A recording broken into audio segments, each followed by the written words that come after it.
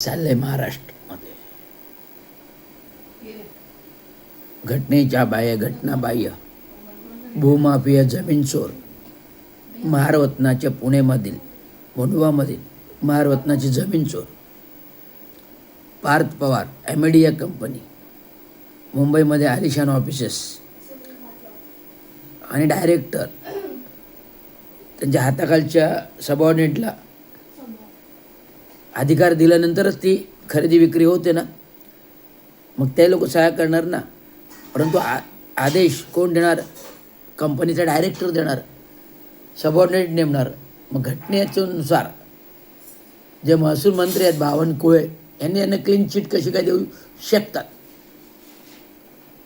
बावनकुळ्याचंच जमीन घोटाळा आता बाहेर निघालेला आहे.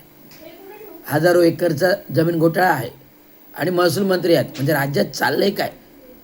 चोरांचं राज्य, चोरांचं कारभार, चोरांचं मंत्रिमंडळ, भोंदूगिरीचं मंत्रिमंडळ, भोंदू बाबाचं मंत्रिमंडळ, एवढं सगळं घटना होत आहेत. राज्याचे उपमुख्यमंत्री, ठाणे जिल्ह्याचे पालकमंत्री एकनाथराव शिंदे यांचं 16 मिनटं 17 मिनटं बोलणं, 8 कॉल्स या भोंदूबाबा अशोक खरातांबरोबर, मुख्यमंत्री राज्याचे देवेंद्र फडणवीस यांचे फोटो खरातांबरोबर, अमितजी शाह यांचे फोटो खरातांबरोबर, राधाकृष्ण विखे पाटील यांचे फोटो खरातांबरोबर, माजी मंत्री धनंजय मुंडे, बच्चू कडू, माजी आमदार यांचे फोटो, जो तो आपली बाजू सावरण्यासाठी खोटे खुलासे करतो. राज्याचे मुख्यमंत्री म्हणतात की बुवा बाबा बरोबर फोटो काढणे गुन्हा नाही. अरे पण कुठला बुवा बाबा? सरळ साधा बुवा बाबा आहे का? नाही. मग हा सेक्स स्कॅन्डलमधला बुवा बाबा आहे, महिलांच्यावर अत्याचार करणारा बुवा बाबा आहे, महिलांचं लैंगिक शोषण करणारा बुवा बाबा आहे. मग ह्याच्याबरोबर तुमचे फोटो आहेत आणि तरी तुम्ही गुन्हेगार नाहीत. मग सर्वसामान्य चोर, सर्वसामान्य एखादी घटना बलात्काराची होते,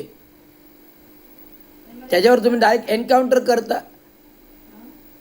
जो BJPचा सदस्य मेंबर आहे त्याची शाळा बदलापुरामध्ये होते, त्याच्या शिपायाने जो कोणी होता त्याने बलात्कार नाही तर लहान मुलांचं लैंगिक शोषण केलं, त्याला न्यायालयात नेत असताना, पोलीस नेत असताना रस्त्यामध्ये एन्काउंटर केलात तुम्ही. असं सरकार तुमचं. देशामध्ये संविधान, कायदा, घटना, सुव्यवस्था कशासाठी आहे? कायद्याचे रक्षक, कायद्याचे भक्षक. राज्य सरकार कायद्याचं रक्षक असायला पाहिजे, तो राज्य सरकार कायद्याचा भक्षक बनतो. हे कसं काय होऊ शकतं? काय चाललंय राज्यामध्ये?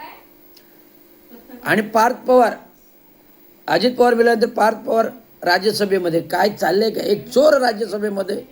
आक्षेप आहे. लवकरच गुन्हा दाखल. धन्यवाद. जय हिंद, महाराष्ट्र.